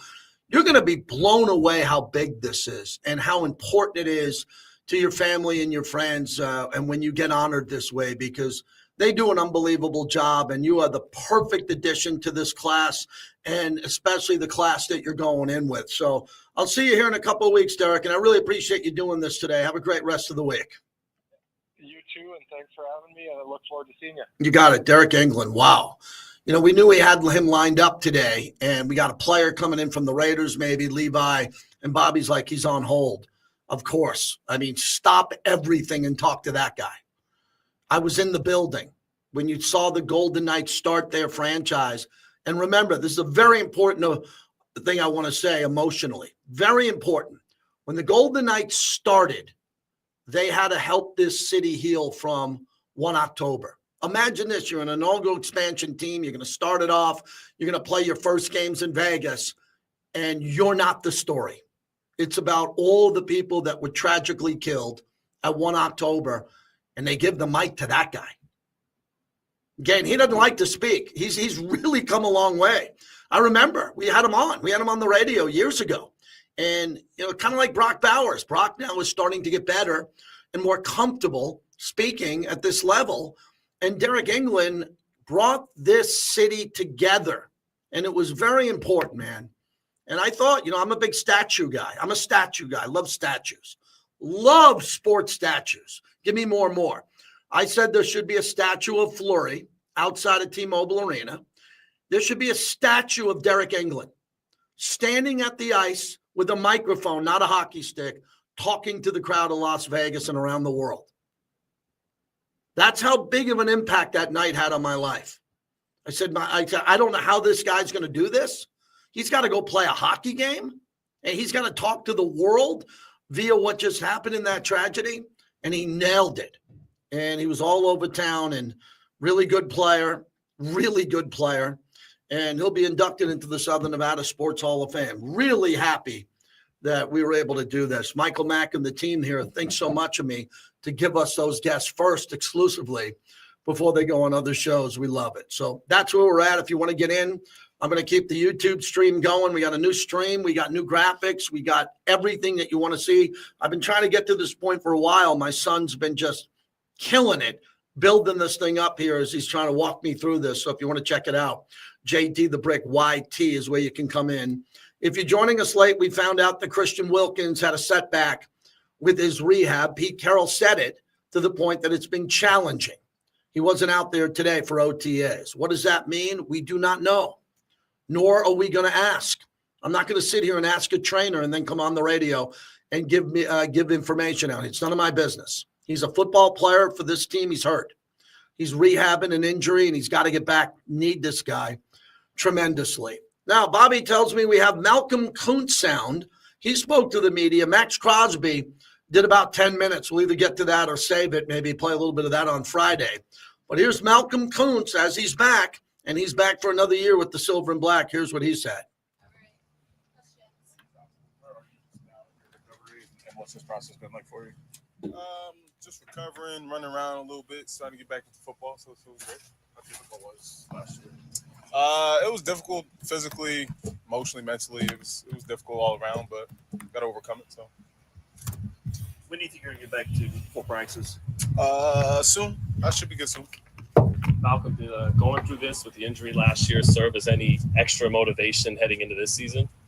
Definitely. I want to get back to where I was last year. Don't kind of want to miss a step or lag behind. So definitely. You mentioned on Max's podcast that you felt like you let your teammates down, not purposely, obviously, but due to injury, and you saw game plans where you said that would be me, that would be me. How did you get through that with your mind and then kind of reshuffle it and get ready for this year? I think just kind of getting over it, I guess, because it's not the end of my career. So just knowing that I'm going to have another opportunity and trying to make the best of that whenever it comes. So. Why was it so important to you to return to the Raiders despite testing the free agent market for the first time? Because I love it here. I love the guys here. I love Robbie. I love the D-line room. I love everything that's going on over here. So that's one reason. Patrick Graham continuing? Yeah, was he a Patrick big part? Graham, PG, yeah. So definitely all that stuff. Describe the energy in the building. What's been different? It feels more lively. There's a whole bunch of new stuff. So I feel like Pete, he's trying to keep us on our toes and change things around. So I'm feeling good. 2 minutes. You think about what happened last season, because it's not just you, it was Max and Christian that also had injuries. What was it like kind of going through that process with them, and how much of a chip does it put on all you guys' shoulder to really collectively show this is what we could have been? I think it all sucks for all of us. All of us, we in the training room seeing games and seeing bad things play out and stuff like that. So I feel like for us it was just I don't know, it was just a sucky situation. It just didn't feel good for anybody. So. Despite the change in the coaching regime, you did mention that you got PG still and also Rob Leonard. So what has that meant to you just as you kind of come back, that you're able to build again with the same coaches that you did have? It definitely feels great. It feels great to comfortability level, you're being around coaches or guys that know you, know your strong suits and know how to use you and stuff. So that's one reason why I came back. So yeah.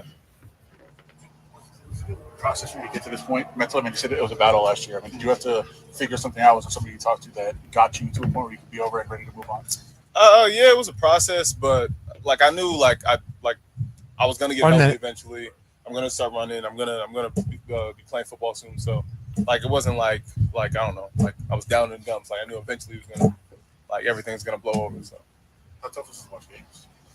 It was pretty tough. It was definitely tough being in the building, seeing the guys, knowing you can't really help. So I mean, you can be there for moral support, but not physically help. So that definitely sucked. But yeah. D-line unit is very united. You see that group go together. How cool was it seeing Jonah Laulu receive those kind of opportunities and take advantage of them? Oh, it's dope. It's dope watching him ball. I think he's a great player. He's a great guy. So definitely watching him grow and stuff like that was amazing. And he's still growing. 20. So, yeah. Is there anything else you've learned about yourself throughout the recovery process? Is there any hobbies you picked up while you're? No, not really. Just watching more 10 football. seconds. That's pretty much it. Watching sports in general more. That's pretty much it. Okay, guys. 5. Thanks, Malcolm. Thank you. All right, that is Malcolm Koonce, and he spoke to the media. We have Levi Edwards, who's in the locker room conducting interviews. He'll come up here. We'll get his feel for what's going on today. And thanks again to Derek England. Wow, good hour so far. Good show today. You know, I'm not going to do a lot of shows here in May and June in the building. I'm just not, because they got other things going on, and there will be a break. At one point, we'll have a little bit of a summer break. But the one thing that I wanted to tell you about today behind the scenes for our loyal audience is that I'm going to be putting together a new summer radio topic. And we've had some big ones, and we see the numbers, and they worked. And this year, we're trying to find out what our new summer radio topic's going to be. And we're going to talk about the Raiders draft picks historically. It's going to take an enormous amount of work that we've already started. So we're going to go through the list of the greatest Raiders draft picks of all time. And it's going to have two criterias, okay? First off, the one is going to be impact on the team. Hall of Famer, obviously. Charles Woodson's drafted. He goes to the Hall of Fame. That's an impact. But also, it's going to be the importance and where the pick was, the value. There was some players drafted in the 12th round who won multiple Super Bowls. And we're diving into that. And it's always tough when I do this to try to rank it. Because you rank something, remember, we had the all-time Raiders roster. We had the all-time the summer before, Raiders' greatest games. We counted down all the games. The number one greatest game of all time, Sea of Hands, right? We had to go through all of them, the Holy Roller. We came up with the 3 Super Bowl victories, and we had to rank them. This one's going to be more unique because a lot of great Raider players were not drafted by the Raiders, and they're ineligible for our list.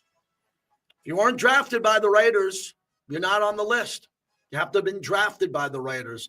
Man, this is going to be interesting, and it's going to educate a lot of our fans here in Vegas on the greatness of the Raiders coming up this summer. All right, no news on a player yet, Levi, between 130 and 145. So I'm going to dive into some NBA right now. Okay, I've got the all the Oklahoma City stuff loaded. Hold on, and that's why she was smarter with the money than me. She would make sure that every single dollar stretched.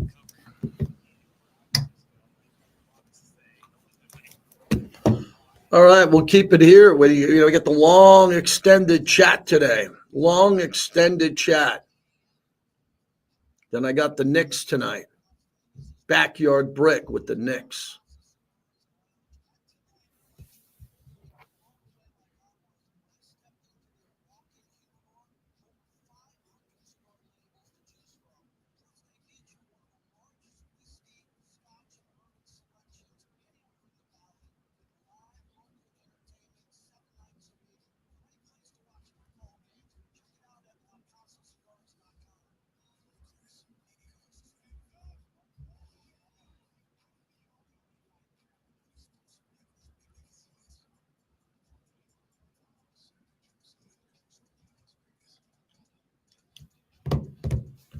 Now, what else do I like about this? I like the scroll a lot. I like the chat.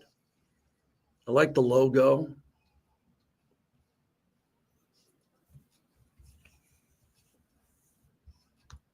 Yeah, I hope the Knicks win. It's going to be tough. Indiana's good. But again, I compare everything to the Kobe Lakers and the Michael Jordan and Larry Bird teams and Magic teams. I don't compare these teams to the legendary teams. I just don't. How cool was Derek England? Nice to have him on. He said he loves fighting, man. He misses fighting in hockey. That was a good soundbite. Derek England. Man, he's got hockey fighting memorabilia in his garage. That's pretty cool. Oh, tired.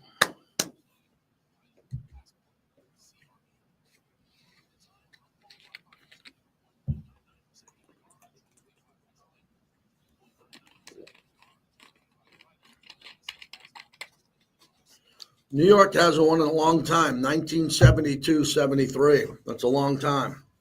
I was born in 65, And the Knicks haven't won since 72, 73.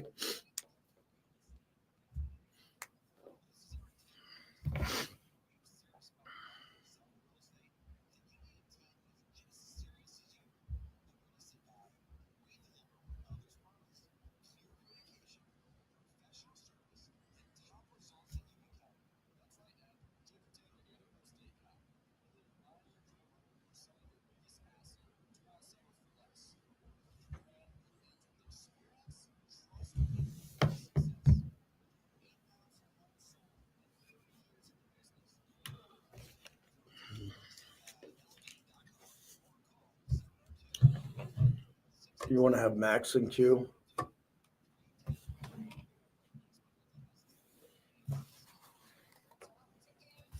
The real estate guy.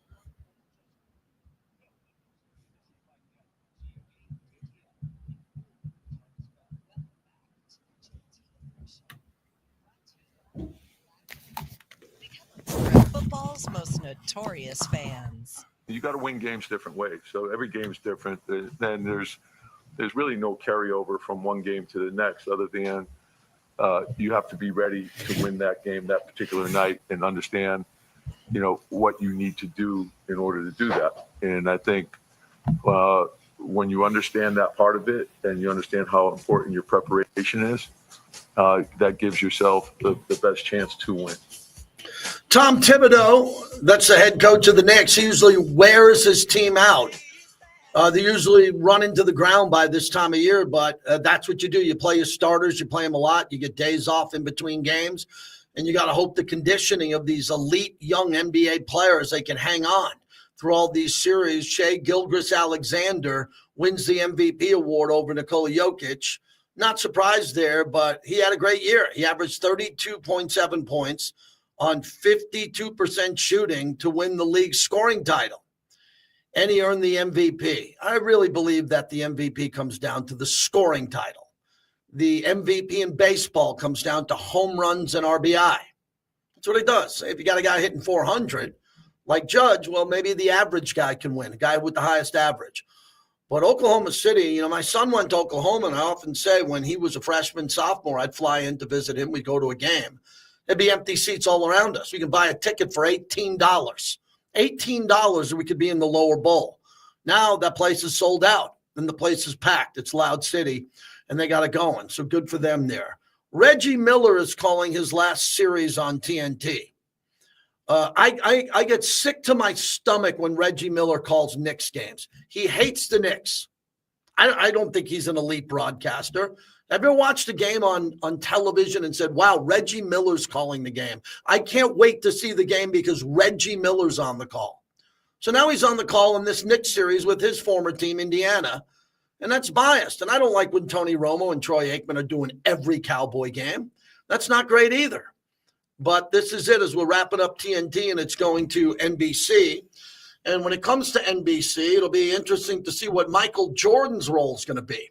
Because Michael Jordan is going to have a role in some capacity, but he's Michael Jordan. He doesn't have to do this.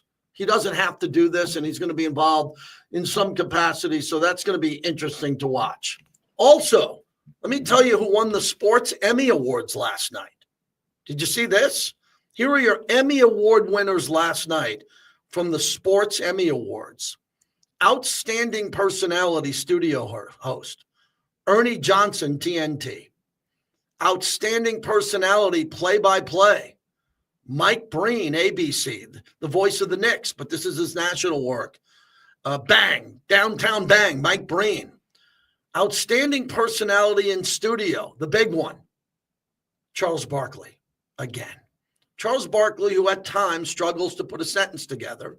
It's not a knock on him. He just struggles at times to get a thought out, continues to win the Emmy Award in studio. Why? Because he'll say anything. He'll say anything, and he's fearless. Outstanding personality event analyst, oh boy, Greg Olson from Fox. Greg Olson, who was demoted for Tom Brady to take over at number one, and Tom Brady deserved to be number one. Tom Brady didn't have to do this. Greg Olson wins that award. Outstanding personality sideline reporter, Tracy Wolfson, CBS and TNT. Outstanding personality emerging on-air talent, Noah Eagle from NBC, Peacock, and Nickelodeon, the son of Ian Eagle. Outstanding studio show, limited run, Inside the NBA, playoffs, TNT. Outstanding studio show, MLB Tonight, Daily MLB Tonight, MLB Network. That was a surprise. Good show. An outstanding studio show weekly, ESPN College Game Day, which come to be something you watch probably every Saturday. Lee Corso on his way out of the show, Kirk Herbstreit, Reese Davis, they win the outstanding studio show, which really isn't a studio show. It's out on the road, but they win that award there. 702-365-9200 as we continue on. We'll have Levi Edwards joining us here in a little bit, and we'll talk to him. Max Crosby just spoke to the media, and we'll play a portion of this because I think Max is smart to go early. He wanted to go today, tell you about what's happening with his return. Remember, he's coming off an injury. Here's the great Mad Max. Okay, we'll play Mad Max. General thoughts, first day of OTAs. What do you think? It's amazing. We're having a lot of fun. It's been, how many weeks is it? I don't know, 6 weeks now? Yeah, 6 weeks in, just getting around the guys, being around Coach Carroll. A lot of new coaches, a lot of new faces, but it's been incredible. It's a breath of fresh air. We've been having so much fun and getting better every single day and working our ass off. It's been a hell of a journey so far. What's different or stands out about the way Pete runs practice as compared to all the coaches you've had in the past? Yeah, no, it's not about what we did in the past. It's about what we're doing now. And Coach Carroll has been amazing. He's hilarious. He loves the game of football. He's obsessed with it. He makes it fun, makes it enjoyable every day you show up in the building, and that's all you can ask for. He's a legendary coach. Resume speaks for itself, and just trying to learn as much as I possibly can from him. What have you thought of Ashton Jersey? Oh, it's been awesome. Ashton's a great kid. I've been able to know him, before he got drafted here. We do we have some of the similar people around us. Shout out to Rubicon, all my guys over there. But yeah, he's a great kid, humble kid. I think just the fact that, a kid like him could have went anywhere in the country and then, decided to stay at Boise State and go out there and have the best career, best year running back I think he's arguably ever had. It just shows, the testament to the type of person he is. So it's been awesome. It's only been a couple weeks with him, but love the kid. He's a hell of a worker, hell of a player, and it's excited to, be teammates with him. You talk about going hard every rep, your whole career. Of course. Do you see that? We just asked Brock Bowers. Do you see that in a kid like that in terms of trying to make the next step after what he did last year? I mean, it's just tough. He's only been here a couple of weeks. It's unfair to him to make that type of judgment. What are you talking about? You talking about Brock? Oh, you talking about Brock? Oh, my bad. I thought you were talking about Ash and stuff. Yeah, like Brock, like he came in the league and made it very, made his claim very loud and clear. He's unbelievable player. He can do everything on the field. He's dynamic, super humble kid, and he's got, more to grow. He's got a lot of room to do it. You can do it for 1 year, but it's what are you going to do the next year? And that's, he's that type of person. Brock is never somebody you have to worry about if he's going to show up on time or if he's going to work hard. He's just a humble football guy to the core. So more guys you have like that on the team, the better chance you got of winning. So, yeah, I got nothing but good things to say about Brock and, him getting his degree as well. It's a really cool accomplishment. Something I, plan on doing here soon too. Max, there's a noticeable different level of energy on the field, especially with Pete Carroll, the way he runs things. What can you say to that energy and how it kind of fuels the guys? It's just awesome. Every day is like, we talk about competition and that's real. Everything we do, we're competing. no matter if it's in the meetings, no matter if it's in the individual meetings, no matter if we're in the weight room. Like, it's truly a competition in everything we do, but we're having fun with it. And it's about winning. Like, if you're a competitor truly to the core, like, this is exactly where you want to be. And I know, I feel like I'm the best, the top competitor in the world at what I do. You know what I mean? So I love it. And that energy keeps me fueled at all times. And Pete is constantly testing me. He's testing other guys on the team, and he just wants to see guys be the best versions of themselves. And he's true to that. It's not fake energy. It's every day. He's the same guy. And it's not just him. It's the assistant coaches, the whole building. It just feels different. And it's definitely been amazing. Max, what was it like getting Malcolm back after he wasn't able to compete last year? I'm so excited. Malcolm's, on his way back from the rehab. And like I said before, like, Malcolm is literally one of the best teammates I've ever had. He's a great kid. He's all about ball. He loves football, and he's a worker. You know what I mean? He's another guy. Like, he reminds me of Brock in that way. Like, he's not going to, talk your ear off. He's a quiet kid, super humble, came from nothing, and just shows up to work every day with the mindset to get better and just constantly asking questions. So more guys you got like Malcolm Koonce, like I said, again, like, you're going to have a chance. So I miss him. Like I said, he's the best running mate I've ever had, and I can't wait for him to be back on the field with me. Your first thoughts? Phase 3. It was amazing. It was a great day. We're constantly emphasizing taking the ball away, and we did that last couple of days. So it's been a lot of fun. It's like you said, like, that energy is contagious. Football, you could have all the X's and O's. You could be the smartest guy on the planet, but when it really comes down to it, when it's really nut cutting time, like, it's truly who's going to execute better and who's willing to go farther. And that's what I preach to my guys. I know that's what we're preaching on the team. Like, by week 10, week 12, everyone knows exactly what the hell you like to run. Everyone knows what plays you like to run, what scheme you're running. It's about who's willing to really sacrifice and go to that length. And that's why I feel like, the cream always rises to the top. That's what people, it sounds cliche, but it's real. Like, there's a reason why, guys come out the gate looking amazing, and then all of a sudden you don't hear their name again. It's the guys that do it every single day that, over the course of a season, by the, week 17, week 18, and then playoffs, it's the same guys being, putting those on those pedestals, and so if you have a team, a collective of guys that are constantly pushing themselves to that level, not just offensively, but defensively too. Like, Gino is a great leader. You got a guy like Genty coming in. Jacoby Myers is a prime example. The dude he's always working. And, you have a bunch of dogs on the field that are willing to go to the farthest length to win. You're going to have a chance. It's amazing. It's been truly, I feel like a little kid out there. You know what I mean? I miss it. The rehab started in December. I didn't have an off season. You know what I mean? I've been here the whole time. It's been 5 months of hardcore training, rehabbing every single day, and sacrificing even more. How can I go to an even higher level? Last year was definitely one of the hardest years of my life in general.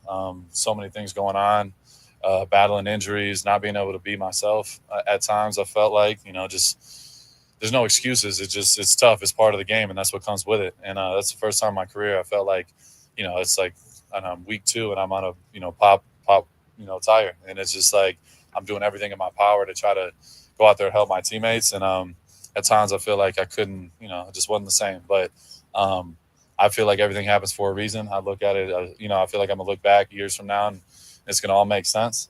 And it's just been incredible, being out there with my teammates, being able to just fully be myself, not hesitate on any type of cut and just cut it loose. It's the best feeling on the planet. You know what I mean? I'm having so much fun out here.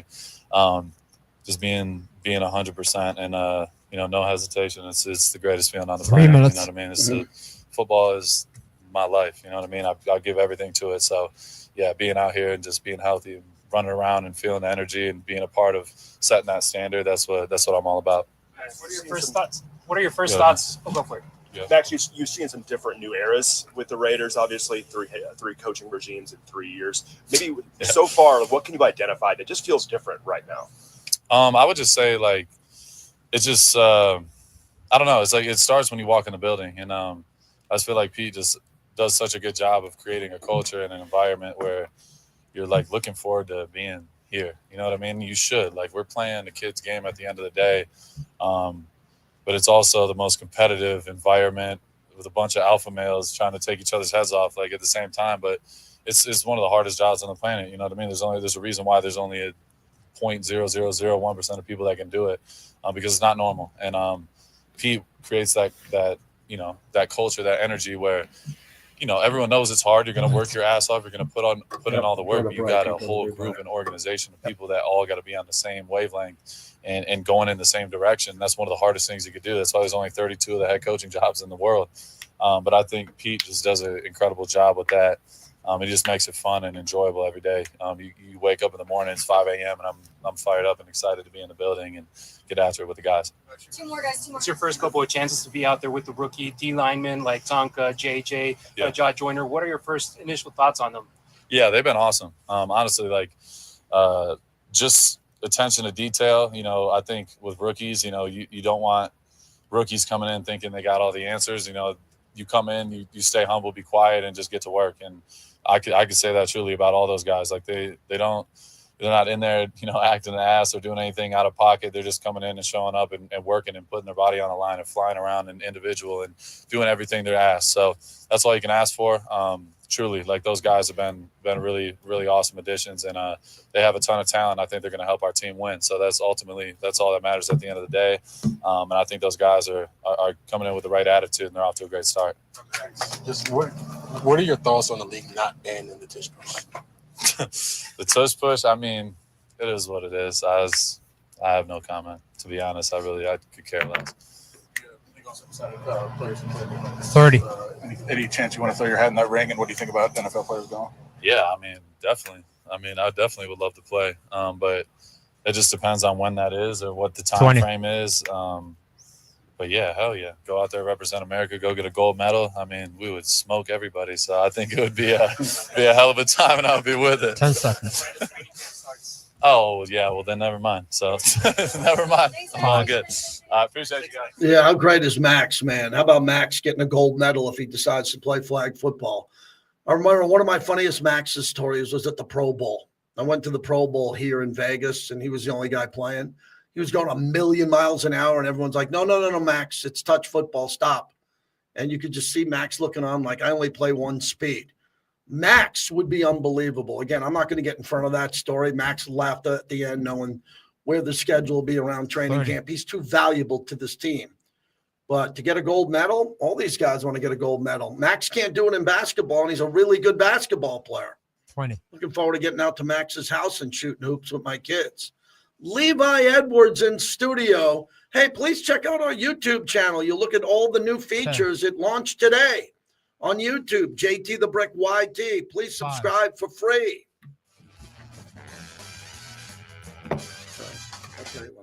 Miss NHL hockey on the All right, we got Levi in studio. Let me set up the Levi cam. Levi cam, how cool is that?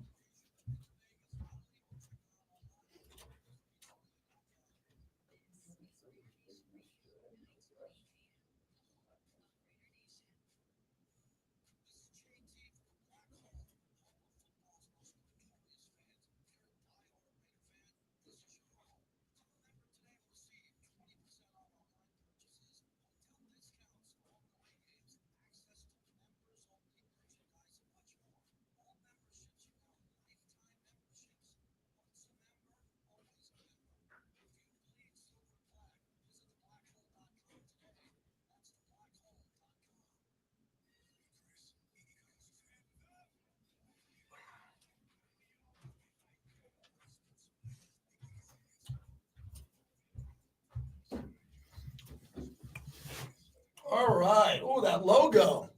Maybe my son can minimize that logo on Levi Cam. Got a Levi Cam coming up. How do I move it so my gotta go? Maybe I'll go over here. Yeah, that works. That works.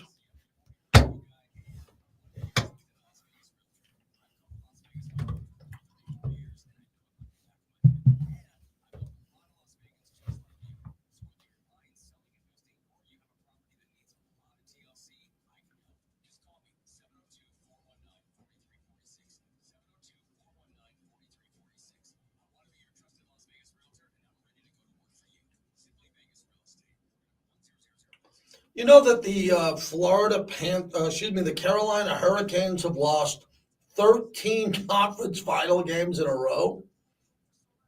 Wow.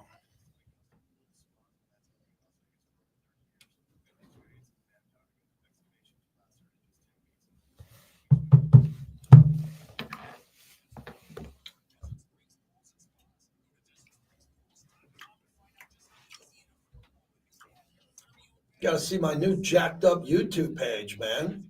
Launched it today. Really? And some graphics, some logos. Look at that. Oh, I like Scroll. Call it Levi Cam, man.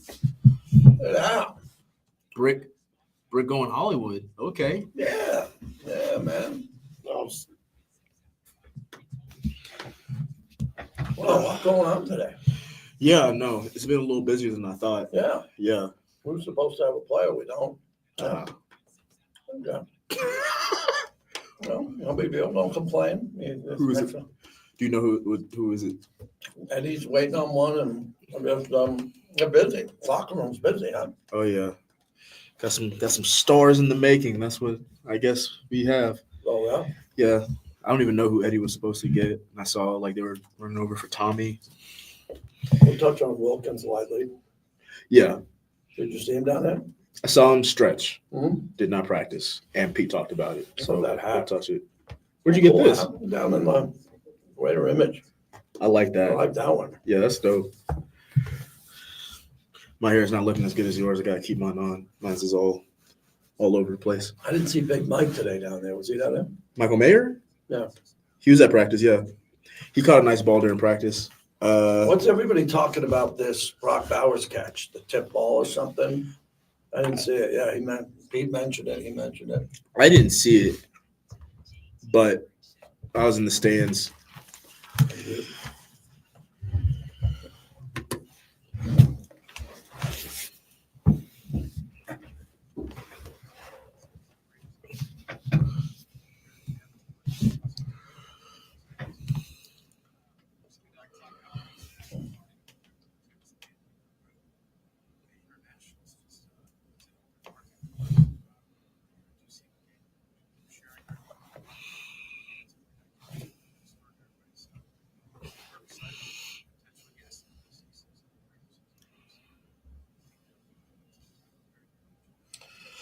Roger Goodell and NFL expansion has been a topic I've been all over for years. I love international games because I like getting a free road trip if I let me jump on the plane.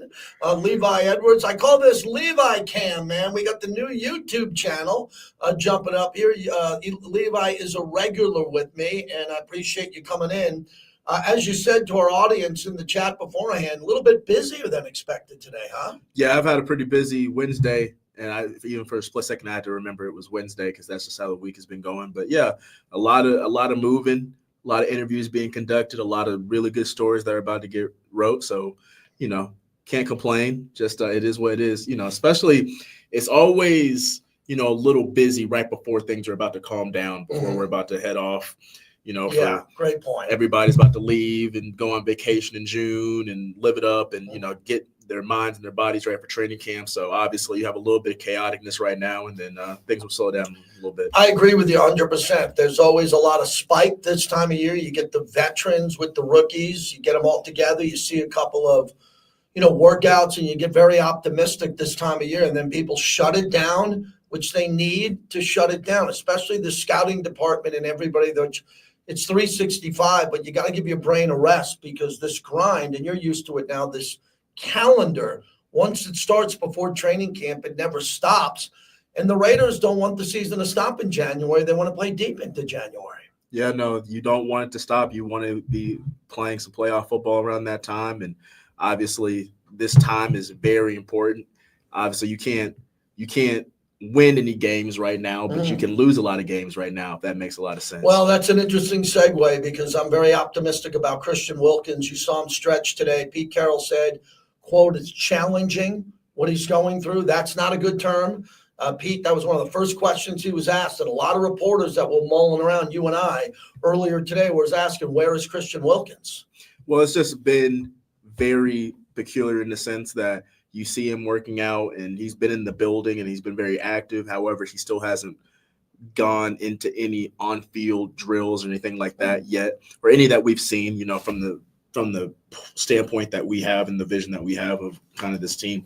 So we're still trying to figure out necessarily like where he is in the recovery process, because it feels like he's close to being ready, but he still is. You would have probably expect for him to be back on the field, considering that the injury happened when it did, close to, I would say, maybe like 6-7 months ago now. So you would think he'd be full, but I would say that it's a lot better to be precautious with situations like that, especially with a foot injury. And I even remember 2 years ago when Tyree, when he came back, not came back, but when he was drafted, he had his foot injury situation, and they took it really easy with him, because something like that, especially when you're a big man, is something that you really need to tend to. You can't rush things like that, because it could like mess up a lot of things for the rest of your career and your life if you can't walk right with a foot injury like that. So I think taking it precautious is the best way to put it, but hopefully we see him back by training camp at least. Levi Edwards joins us in studio. If you look at this, and I got a text from someone today who said Max coming off rehab, Christian Wilkins in rehab, Malcolm Koonce coming off rehab, Tyree Wilson drafted with an injury. Wow, those are four of the stalwarts on the defense. And you look at what's going to happen going along. I know that Pete Carroll understands rest, rehabilitation, how to hype everybody up and get them going again. This is not a concern for me yet, but man, there's a lot of valuable players on that defensive line that got to be healthy this summer. I 100% agree with you on that, just in the sense that you look at what happened with the Raiders last year. And when you come into camp, obviously there's a lot of things that you have to attend to, but the defense I felt was going to be the strength of this team. And I really do believe that things went the way that it did last year, going 4-13 and having the struggles that you have, not just because of the quarterback situation that people like to point to and the run game, people like to point to that, and I get that. But really, you look at this defense and the potential they had coming into the season, they're all gone by like week 7-8. Max is dealing with an ankle injury. Malcolm, you lose him before the season starts. Christian is done. You have a lot of Jacorian. He gets hurt. Like the whole defense basically wiped out. Marcus Epps no longer with the team. You lose about 6-7 starters from what you expected day one throughout the season. So health is wealth, and it's something that I've heard a long time ago is the best ability is availability. And so you look at a Raiders defense, despite whatever you feel about it or the questions that they still needs to be addressed, they have a lot of potential and a lot of talent. You just have to get those guys on the field and be healthy. Give us one story you're working on going forward or chasing down you think could be big coming up here as we wrap up May and head into June. Really, I just want to continue to showcase how the locker room and how the building is throughout this process, because Pete Carroll, as you know, you've seen him, you've talked to him. He has a very infectious attitude and personality.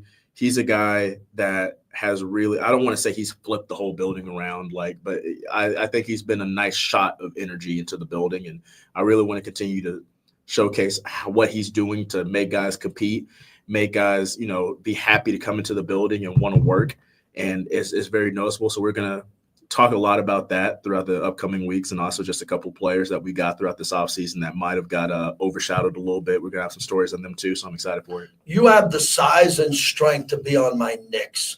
Let's get behind my Knicks tonight, man, because you can bang in the paint, you can step outside, but if I told you I need you in the paint, you would listen and stay in the paint. Poor man's Mitchell Robinson. Can Carl Anthony Towns just park his ass in the paint and get 30 for me against the Pacers? I don't have enough time in the world, and I don't have a betting favorite in this. Yes. I don't, whatever happens in the series happens, but I cannot tell you how mad it makes me to not see Cat in the paint dominating somebody on every possession the way that he should, the way that he did at Kentucky, the way he did in Minnesota. And now he's just, you really need him to get in the paint if you want that series, JT. Have a good rest of your day. Stay right there. Thanks to the entire team, everybody who put the show on the air here, Silver and Black Productions, the Raiders for having me here, everybody, the bricklayers on YouTube. I will see you tomorrow. I'm all about the Knicks game tonight, Stanley Cup and NBA playoffs, and Raiders OTAs was a really big success around here.